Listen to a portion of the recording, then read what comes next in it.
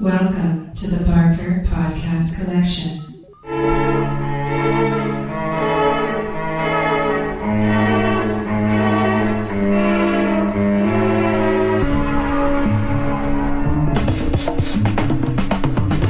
Welcome to the Not Watching Podcast. My name's Rob Howard, and this week I'm joined by Ian Bruce, John Marson, and Marcus Hurley. You can contact us on email at notwatchingpodcast@gmail.com or follow us on Twitter at notwatchingpod. I know Game of Thrones is pretty much dominated at the moment. I've noticed it's almost like, we won't bother putting out any TV while that one's on. Like Netflix hasn't put out anything new for ages. I know there's been a few things on though, maybe a few things that have leaked. Well, I know some people may have watched the Supergirl pilot.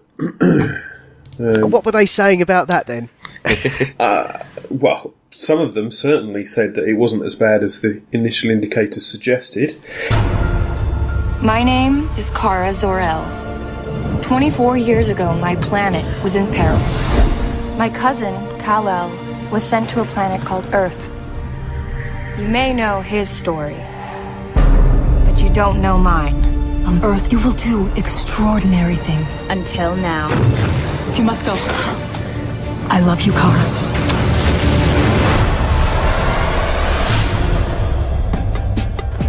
Oh, sorry. I'm calling about the correspondence dinner. I need to make sure Ms. Grant doesn't end up next to Bill O'Reilly again. Hey, I was wondering if maybe you want to, I don't know, go see a movie tonight. I can't. I'm sorry. I have a date. Date? Fun. Dating's fun. She's here. How do you do that? The only reason I bought this building was because it had a private elevator. That way I don't have to get soaked in cheap cologne every morning getting to my office, find out who used it, have them reprimanded or bathed. I don't care which. Here's your latte. Hot. Oh, that'll be new and different. It was more like Smallville, and this is a bit sexist, I'm going to say it anyway, because I don't believe there's any girls listening to this. It was made for a female audience, seems to be the general consensus. And my friend would perhaps agree with that.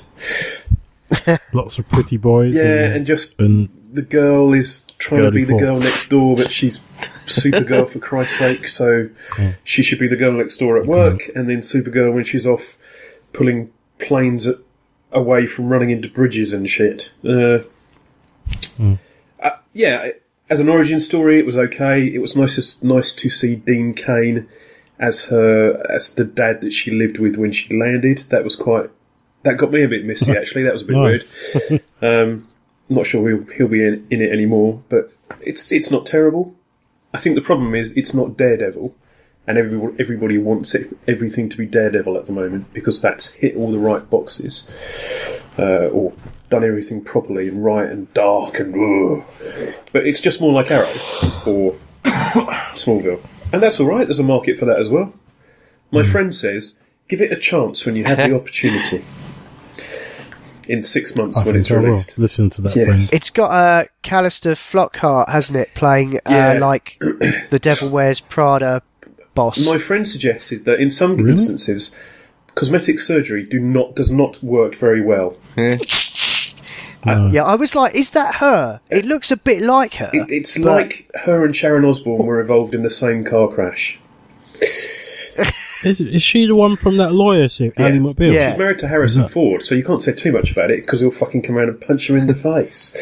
He'll fly into your house. He'll hobble around. He'll land his plane on your head. And your golf course. But there are some things that don't work in it, definitely. But it's okay. It's a first one. You know, it could get better. Yeah. I think I'll stick with Agent Carter. Okay. I think that's about as feminist as I'm going to go, to be honest. But I do have a really, really good segue for this because Helen Slater, who played Supergirl in the original TV show, also popped up in the finale of Mad Men, which that's good. Which I thought was almost like a bit of stunt casting.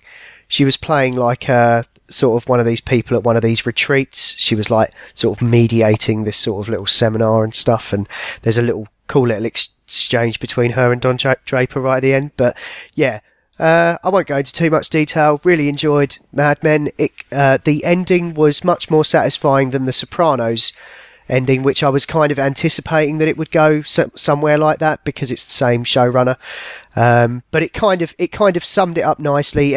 All the characters got kind of what was coming to them for good or ill, and they kind of resolved it without bashing you round the face with the final outcome. So yeah, it was pretty slow. I mean, this last season overall has been a bit sort of not the best one, but it's just, you know, I'd invested in the show up to now. I just, you know, I was on the home stretch, as it were, and I just wanted to see how it ended, kind of how I felt a bit with Sons of Anarchy, and Justified to an extent.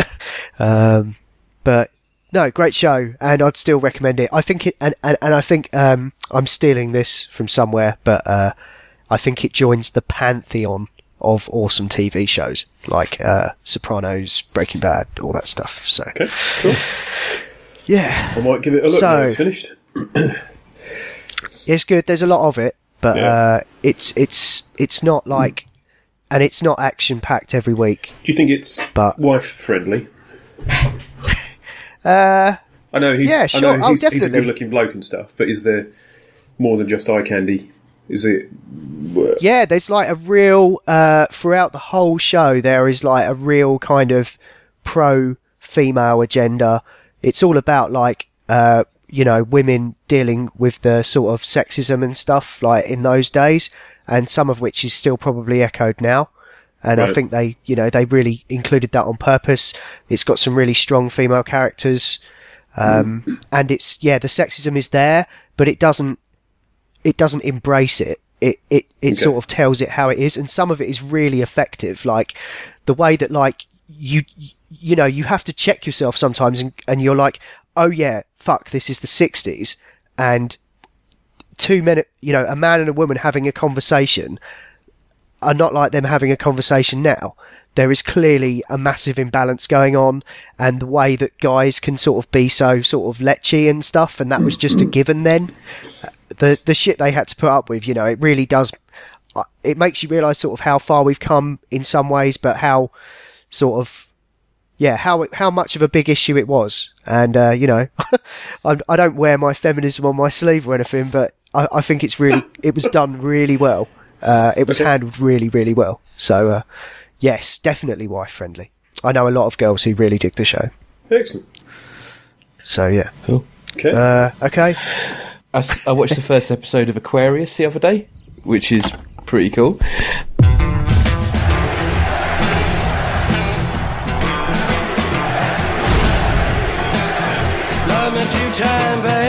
You gotta read his rights.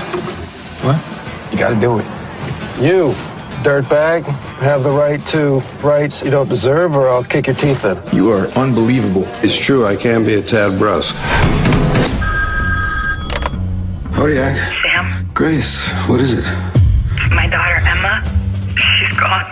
Get my little girl back. She took off with this guy. What guy? We're special. We're powerful. We can change everything. I'm Charlie Manson.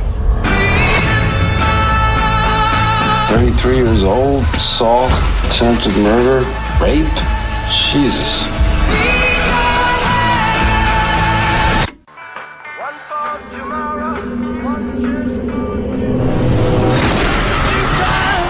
I'm not giving up. You never do.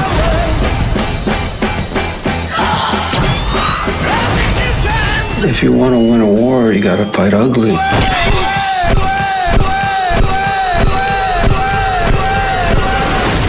Wow, the love generation plays rough. So it's set in the 1960s, and it stars David Duchovny. It's about the Charlie Manson family and the Manson murders, basically. It's not. It's awesome though. The soundtrack's amazing. It's all Jefferson Airplane and stuff like that. He ends up walking through. Basically, Duchovny's character is an FBI agent who has been employed by a senator, I think he's a senator or a judge, something like that, whose daughter has fallen under Manson's spell, basically.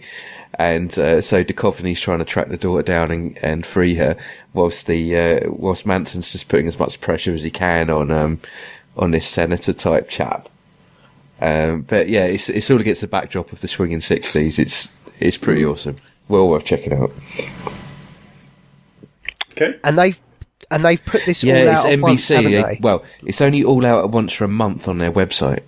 So if you have a subscription to NBC, which not a lot of people in the UK do, you can watch it all at once. Otherwise, you're going to have to watch it weekly on Sky. Okay. I see. So, yeah, so it sounds pretty decent. Who's playing Manson then? The guy who's playing him is good. He's called Gethin Anthony. He's been in Game of Thrones. He is in Game of Thrones. I can't remember the guy's name. Renly Baratheon. Oh yes, yes. Of course. Friends with the Prince of Flowers. Yeah. Yeah, Tyrrell's. Yeah. Right, so okay. He's great. He looks pretty different in this. He looks a lot more beefy kind of thing. Yeah. Oh, cool. No, it's I well might worth have to check that out. There's a bit, as you're saying, there's a bit of a slump of TV at the moment with Game of Thrones on. Nothing else is coming out, so it's good to see something a bit different. Yeah, and it's interesting to see NBC trying out this whole sort of like binge approach. Obviously, trying to take the fight to Netflix, as it were, and Netflix are becoming something of a game changer, aren't they? I mean, just the fact that they started funding and creating their own shows, and then the whole new way of bringing it all out. You just bring it all out now, and then everyone can watch it forever. I think if they didn't have their own TV stuff coming out, I wouldn't be subscribing to them, because their available movies are a little dated, and I don't really want to pay that much to watch those movies, because it would need to be a very rainy day and all my DVDs to have been burned in a fire before I would look at Netflix for a movie, really. But the TV output is great. It's good. I find it quite good after the pub if I have a dirty takeout and I want to just stick something on. Is that what you call the girls in Essex when you pick them up? I knew you were going to go there. No, but like for example, like I got in from the pub on Friday. I made some food and we just put Pulp Fiction on because it was like put something on that's cool. I mean, that's a classic. That's a classic. Bit drunk, let's fall asleep. You dirty takeout movie. But you wouldn't necessarily look for something new on Netflix, I think, because it's very limited. I do end up doing it every now and again. I tell you what, it's a long old slog to eventually find something mediocre. I'd always think Netflix was more TV shows than films. It was always seemed more like that, because I used to have a Love Films subscription, and that was more films, and there wasn't that much TV stuff on there. There's some good feature-length documentaries, though. I've been sort of watching a few, like, broken up, like, over maybe a lunchtime, and then when I get home after work. Like, I just watched Harmontown, right, which is an awesome companion piece to Community. You're a winner. You can do this. Everybody out there wants to fuck you. Dan Harmon is a writer. A creator. A straight up nerd. Definitely a fat ass. Smelly. An alcoholic. He is no stranger to self-destruction. I'm his biggest fan, and I fired him. I know him as the creator of Community. Dan is mostly known for the Chevy Chase message. But now he has been fired from the show he created. He didn't want to go to therapy, and he needed an avenue through which to vent, so he started doing Harmontown. Ladies and gentlemen, Harmontown! Well, Harmontown is a podcast that they do every week. I woke up this morning and I realized I have nothing to do. So we're going to go on tour. Hi! Let's play Dungeons and Dragons, Let's right? do this. I'm a dungeon master. I've known you for a long time. You've gone through a series of fetishes. Precious. I love doing this. This is great. I'm in big trouble. I'm supposed to be working on my pilot. If they saw what I was doing right now instead of writing it, they'd be very upset with me. When are you gonna be done with the script? Guys, it's almost done. What the fuck? Presumably, somebody at each of those networks is listening. You could get fired before these shows ever get picked up. I have to be the Chuck Yeager of something, Jeff. It's all about Dan Harmon and the sort of year he had when he got fired from the show for being Dan Harmon. And it kind of cuts back from like sort of stuff he did years ago with Sarah Silverman, and then kind of goes through like the creation of Community, and also some other work that he's done. And so yeah, what he did on this sort of year off was he set up his own podcast called Harmontown, which he was doing live in LA, and he decided to take it out on the road. And it's just people, documentary crew following him around, and yeah, let's just say he got a few things off his chest whilst doing that, and it's really cool. The way his podcast is set up is brilliant. Basically, when he started doing it, this guy who's like quite a young guy, he's a bit of a geek, and he said that Dan Harmon guy, I bet he's someone I would really like to play Dungeons and Dragons with. So he went to the show, and like the way the show works is it's very much like a crowd participation thing. And so it got round to him. He put his hand up and he said, "Do you want to play Dungeons and Dragons?" So he said, "Come up," and they played Dungeons and Dragons on stage, and then he made him part of the show. So like he gets up on stage, and at some point they bring on this guy, and he is the dungeon master, and him and Dan's girlfriend and his other co-host and random guests from shows and stuff like Jack Black and stuff, they'll just get up and they'll just start playing Dungeons and Dragons like on stage. So yeah, the podcast is on iTunes, and the documentary is on Netflix. Excellent. Along with the first 5 seasons of Community. So it's very cool. Definitely explained a lot of why I like Community so much. So yeah, if you're into that stuff, then I recommend it. Okay. So sorry, couldn't resist. You led me into that one. So yeah, have you watched anything that we haven't mentioned already, Marcus, TV wise, or? To be honest, no. I've mainly just been catching up on some bits and pieces that I've been watching. The main thing was Castle. Oh, Castle, yeah. Last series of that. It's one of my sort of go-tos. I wouldn't say the action's particularly amazing. It's just fun. It's just one of those series that genuinely kind of gets right to my heart. It's just good, honest TV show. Season 7 finished now. It gets really dark. It actually, yeah. Oh god, what series is it on now? Was that 7? Yeah. 7, yeah. I think it's finished. Okay. Up to 23. All right, cool. But yeah, it does get really, really dark. As in, like, you know, there are people coming after him, explosives, assassins, people coming back. So you get like repeated threats. You know, a character that it's very X-Files like. You know, in which a character that they'll almost beat would get away, and it'll come back like a whole season later. And that will be it. And then it's just, they just keep coming back. Like the Triple X Killer, 3XK kept coming back again and again. And some of the episodes, you're not even sure it's him. It's just something will happen, and then it will lead in, and you'll end up being a 2-parter, and then you'll go, oh my god, where did that come? You know, before that, it was a pop singer's died because someone didn't like her lyrics. Yes, they definitely have Thing of the Week, don't they? Yeah. But I just love the references that they keep chucking in for various bits and pieces, films and TV and pop culture and everything else. You know, it seems like they live in the real world. Yes, which is quite rare in a show. Well, it's a network show, isn't it? So I'm sure that they're kind of creating it at a pace where that they can sort of fit in a lot of sort of current commentary. You know, so there was an issue that season 8, they weren't sure if season 8 was actually going to happen because I think Stana Katic hadn't signed her contract, hadn't renewed her contract. But she has now, and it's all going ahead. I think they do so that. I was a bit like, I think they do that sometimes for money. Yeah, it shits up the network, so they're like, don't care, give her what she wants. It's alright, she's really good in it. So, but it was quite funny. Yeah, a lot of the fans were blaming Nathan Fillion for the hold up, saying, "Oh, it's him being a diva." And I almost went onto the internet and put my rage hat on. You should have done it, Marcus. Do it anyway. Do it. I should have done it. I'll just do it now.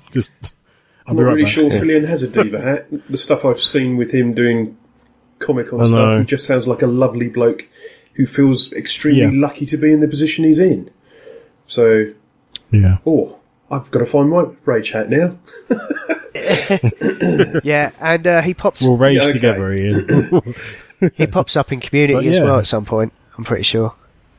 Yeah. But yeah, I mean, that's pretty much, that's the show I'd probably say I've been watching the most. Go to. That and possibly Supernatural. They're my longest running TV Are you still shows. watching Supernatural? Supernatural's a guilty pleasure. Oh yeah. Jesus. I leave it for a couple of episodes and then I continue a few of them. With a takeout, actually, like Rob said. That show is just inaccessible to me now. It's crazy. Don't even bother starting. There's too much. Watch it from the beginning, Rob. It's lovely. You would. I really think you would love it, Rob. It's just up your street, really. It's brilliant. It is crazy. But anyway, one show I'm looking forward to is American Gods. Definitely. Yes. Which I heard is being which is kind of linked because Supernatural did a lot of Neil Gaiman and Terry Pratchett stuff in there. Sort of in reference. But yeah, American Gods. If they can manage to pull that off, that might be one of my favourite TV shows. Wasn't that in the news recently? There was some fuss about that. Fuss or PR? Oh, Brian Fuller reassures fans that his American Gods adaptation will be appropriately diverse. Whatever. Okay, no, that wasn't what I read. You've got a big white bloke called Shadow. Come on. Yeah. There you go. Get on with it. Oh yeah, and this is the guy that did Hannibal, which is about to start its third season as well. So yeah, that's in good hands. I just noticed on Metacritic actually the latest season of Hannibal has a 9.0. So when's that starting? That bodes quite well. Oh, wicked! Tomorrow. Woo! There's a lot of it's going to be my Saturday morning fix, I think. Yeah, it's all going to start. Now Game of Thrones is nearly wrapped up, or it's done. It's episode 8. Everything's going to start. They're getting braver. What starts next? Oh no! That's great TV. What else starts in June? Something else starts this month. Orange is the New Black on Netflix. No, something else. Oh wow! There's a Wachowski's starts on Netflix Friday as well. Right. The Sense8 thing, which has got some mixed reviews. But anyway, we seem to be going into news now. So shall we do some TV? Can I just put a shout out for Wayward Pines? Has anybody watched Wayward Pines yet? Yes, I've seen 3 episodes of it. What's that about? What did you think? I haven't managed to get through the first one yet, mainly because I'm watching it late at night or on trains back from places, so I've fallen asleep. However, I really want to because it looks really, really good. I'm with the Secret Service. Where am I? You're in Wayward Pines, Idaho. You had a concussion. There was a nasty car accident. Where's the doctor? I gave him your vitals, and he thinks you're doing A-okay. So what exactly are you doing here, Mr. Secret Agent Man? A missing persons investigation. Well, I hope you find what you're looking for.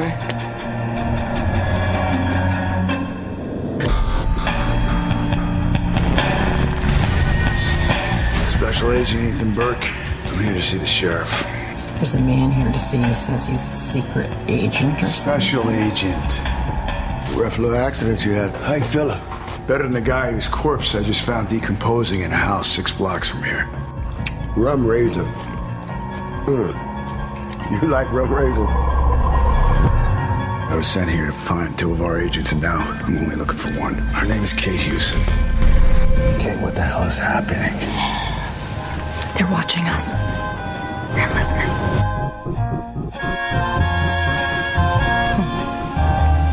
You could be happy here, Ethan.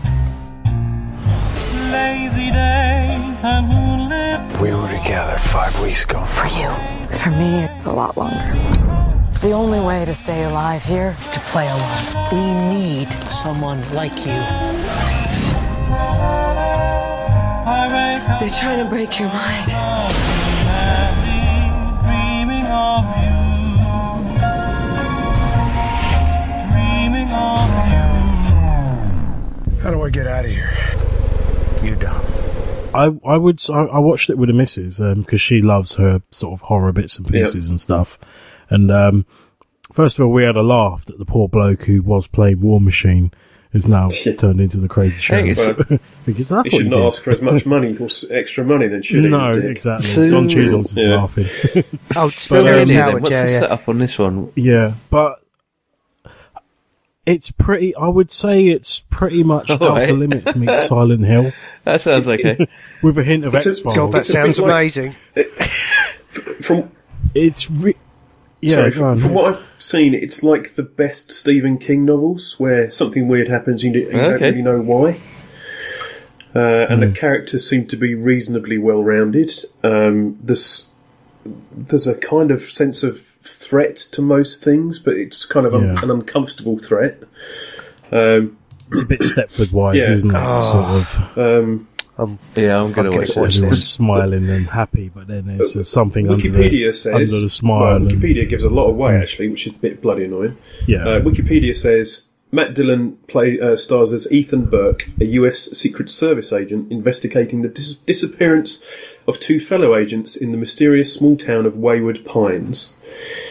He awakens from a car accident and weird stuff happens. Wikipedia doesn't say that. Wikipedia gives a ton of stuff away. Yeah. Okay, I won't be going there then. I would say though, because I struggled with the second episode. The first episode I found to be fantastic. Right. I was hooked. And so we literally looked at each other and went, should we watch the second one or should we leave it for next week and do like a weekly thing? Because we were watching it. And then we said, no, we would watch the second one. The second one, we both kind of had issues with some of the characters, some of the decisions and stuff.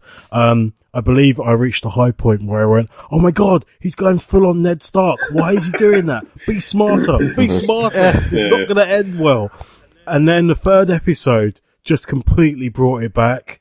And I just thought, oh my God, we're definitely going to be watching this series to see where it goes. It is based on a series of novels. I would say if you stop on the second... Yeah, apparently it is. I've got a friend who's also been watching it, Kate. And she's said that it does get very weird in the books. So she's curious to see what they do in the show. Yeah, I mean, it's only 10 episodes. So, expect more on Wayward Pines, I reckon. Looks really cool. Yeah. Would it be fair to say it's sort of a bit Alan Wake? Yeah. Yeah. I mean, it doesn't have the same light mechanic, but it's that kind of... yeah. There's a weird... Same level of... What, was that the one that was like 4:00 in the afternoon or something you said on one of the podcasts? Rob's like, can we just stop recording this podcast so I can watch it? Pretty much, yeah. I deliberately... I've been deliberately trying not to get sucked into other shows because I know there's a lot of other things about to start.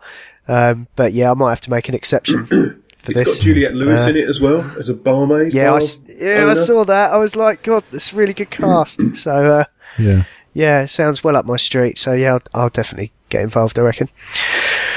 Right. Yeah, it does have potential. I mean, it's good. It's good, I'd say. Cool. Sorry, that's me done for TV bits.